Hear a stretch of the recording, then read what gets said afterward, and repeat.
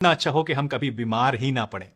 तो दोस्तों, आज की इस वीडियो में हम कुछ ऐसे नियमों के बारे में बात करने वाले हैं। मैं कुछ ऐसे टिप्स आपको बताने वाला हूं जो कि अगर आप जान लें और सही मायनों में फॉलो करना शुरू कर दें तो आप कभी बीमार ही नहीं पड़ेंगे। और अगर खुदा ना खास्ता कभी आप बीमार पड़ भी जाते हैं तो बहुत जल्दी आप इस बीमारी से रिकवर हो जाएंगे। तो चलिए बिना वाले हैं, आज जो नियम, जो टिप्स मैं आपको बताने वाला हूं, ये आपको हर एक तरह की बीमारी से बचाएंगे। ये बहुत ही छोटे छोटे से नियम हैं, लेकिन अगर आप इनको फॉलो करना शुरू कर दें तो आप अपनी लाइफ के अंदर एक बहुत ही बढ़िया पॉजिटिव चेंज महसूस करेंगे। सबसे पहला नियम जो आपको हमेशा फॉलो करना चाहिए वो ये कि आपको अपने आटा कभी भी छान कर इस्तेमाल नहीं करना चाहिए। बहुत सारे लोग ये गलती करते हैं कि जब वो रोटी बनाते हैं तो आटे को पहले छान लेते हैं और जो उसकी भूसी होती है उसको फेंक देते हैं। ये एक बहुत ही बड़ी मिस्टेक है, क्योंकि आटे के अंदर जो फाइबर होता है वो इस भूसी के ही अंदर पाया जाता है, और अगर आप इस भूसी को अलग कर देंगे तो आटे से जितना फायदा आपको मिलना चाहिए सेहत के लिए उतना नहीं मिल पाएगा। दूसरा नियम जो कि आपको हमेशा फॉलो करना चाहिए वो ये कि आपको अपने खाने में नमक जितना कम से कम हो सके उतना कम इस्तेमाल करना चाहिए, और अगर पॉसिबल हो तो आप अपने खाने में बजाय टाटा नमक के या दूसरे जो नमक व्हाइट वाले आते हैं उनकी जगह आप सेंधा नमक का इस्तेमाल करें। सेंधा नमक यानी रॉक सॉल्ट आपको रिलेटिवली कम नुकसान देता है और इसकी वजह से आपका ब्लड प्रेशर भी राइज ज्यादा नहीं होता है।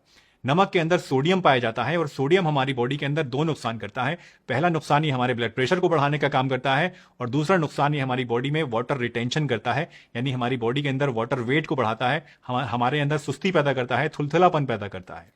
इसके अलावा दोपहर का खाना खाने से जस्ट पहले आपको एक कटोरा भर के या फिर एक बड़ी प्लेट भर के सलाद जरूर खानी चाहिए। इस सलाद में आप अलग अलग तरह की सब्जियों को शामिल कर सकते हैं। दोपहर का खाना खाने से जस्ट पहले अगर आप पेट भरकर सलाद खा लेते हैं तो उससे आप जो है काफी फ्रेश महसूस करेंगे। आपका वजन घटाने में आपको मदद मिलेगी, आप में मोटापा नहीं आएगा और आपकी ब्लड शुगर भी हमेशा कंट्रोल में रहेगी। चौथा नियम जो कि आपको हमेशा याद रखना है वो ये कि रात का खाना आपको हमेशा दिन ढलते ही खा लेना है। रात का खाना आप जितनी जल्दी खाएंगे उतना ही आपके लिए अच्छा होगा, और रात का खाना आपको हमेशा बहुत ही लाइट और हल्का लेना है। दोस्तों, अक्सर हम लोग इसके अपोजिट करते हैं। हम लोग दोपहर को खाना हल्का फुल्का खा लेते हैं या कभी नहीं भी खाते हैं, और असल जो हमारा एंजॉयमेंट होता है खाने का वो रात को होता है। हम खूब सारा हैवी खाना भी खाते हैं, नॉनवेज भी खाते हैं और खूब लेट नाइट भी खाते हैं, जो कि हमारी सेहत के लिए बहुत ही ज्यादा बुरा है। अगर हम लेट नाइट खाना खाते हैं तो ये खुली दावत है हमारे बॉडी के अंदर अलग अलग तरह की बीमारियों को पैदा करने के लिए। इसलिए हमेशा अपना खाना दिन ढलते ही खा लें और कोशिश करें खाने को जितना हल्के से हल्का रख सकें उतना हल्के से हल्का खाने को रात के रखें। इसके अलावा जब सब्जियां आप बनाती हैं, उनको काटती हैं, तो कोशिश करिए कि जहां तक पॉसिबल हो, जहां भी पॉसिबल हो, तो सब्जियों का छिलका ना उतारा जाए। जहां बहुत ही ज्यादा जरूरी हो कि आपको छिलका उतारना ही है, वहां बजाय छिलका उतारने के, काटने के, आप उसको स्क्रब कर लें और उसके बाद आप सब्जी को काट के बना लें। जब हम सब्जियों का पूरा छिलका उतार देते हैं तो बहुत सारे ऐसे फाइबर, बहुत सारे ऐसे न्यूट्रिएंट्स होते हैं जो कि कुछ सब्जियों के छिलकों में पाए जाते हैं, उनसे हम महरूम रह जाते हैं, और जितने न्यूट्रिएंट्स हमें मिल सकते थे उस सब्जी से उतने नहीं मिलते हैं। सब्जियों की बात जब चल रही है तो एक और आपको बात बताता चलूं कि जितनी भी कलरफुल सब्जियां हैं उनको अपने खाने में जरूर शामिल करें।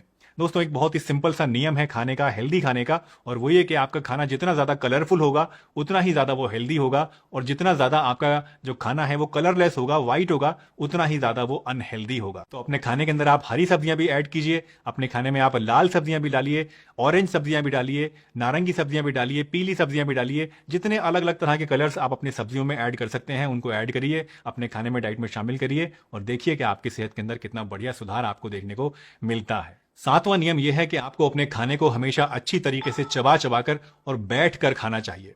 दोस्तों, ये दोनों ही चीजें आजकल हमारी लाइफ से जाने लगी हैं। हम लोग खाना खड़े होकर खाने लगे हैं, स्टैंडिंग में हम लोग खाना खाने में अपनी शान समझते हैं, और दूसरा हम जल्दीबाजी में खाना खाते हैं, पूरी तरह से उसको चबाते ही नहीं है।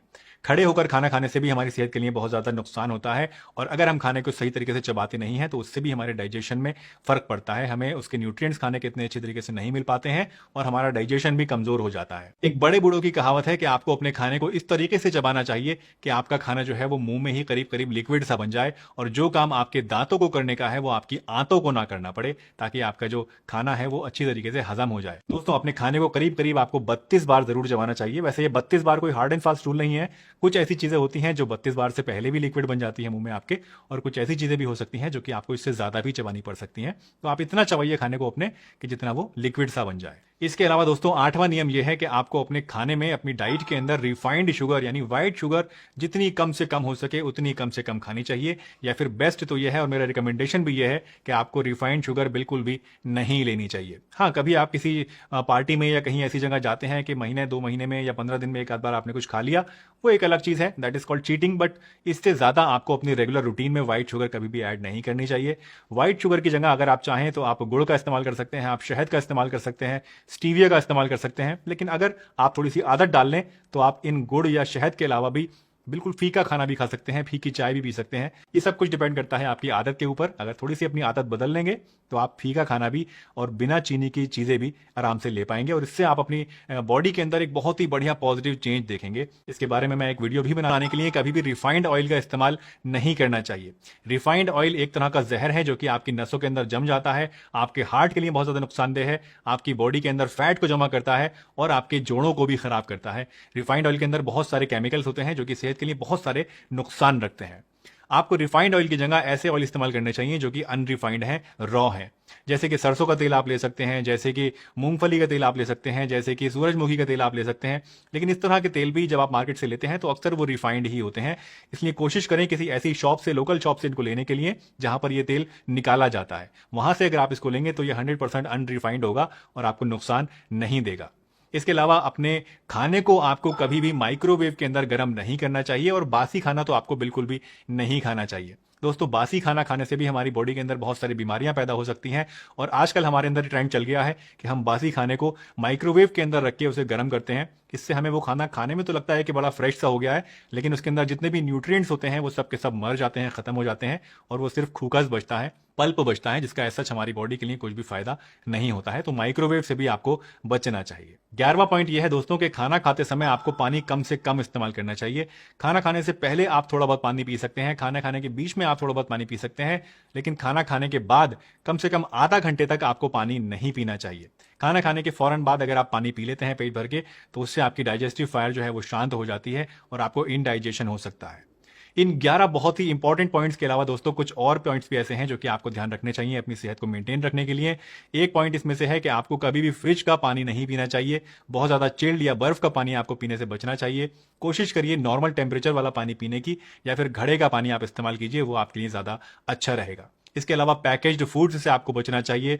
इसके अलावा आपको अपने घर में साफ सफाई का, हाइजीन का ध्यान हमेशा रखना चाहिए। खाना खाने से पहले आपको हमेशा साबुन से हाथ जरूर धोने चाहिए और जो सब्जियां आप घर में लाते हैं बनाने के लिए, उनको पकाने से पहले, काटने से पहले आपको हमेशा अच्छी तरीके से पानी से धो लेना चाहिए। बल्कि ज्यादा अच्छा तो यह है कि आप कुछ देर के लिए पानी में उनको भिगो के रख दें ताकि जो पेस्टिसाइड्स इनके अंदर चले जाते हैं वो पेस्टिसाइड्स पानी में आ जाएं और ये सब्जियां आपको नुकसान ना दे सके। दोस्तों, ये जितने भी टिप्स आज मैंने आपको बताए हैं ये बहुत ही बेसिक से टिप्स हैं और ऐसे टिप हैं जो कि हर एक आदमी अपनी लाइफ में इनकॉर्पोरेट कर सकता है, इनको अपना सकता है। और यकीन मानिए अगर इन टिप्स को आप अपना लेंगे तो आप एक हेल्दी लाइफ जी पाएंगे और बहुत सारी ऐसी बड़ी और छोटी बीमारियां हैं जो आपके पास तक नहीं भटकेंगी।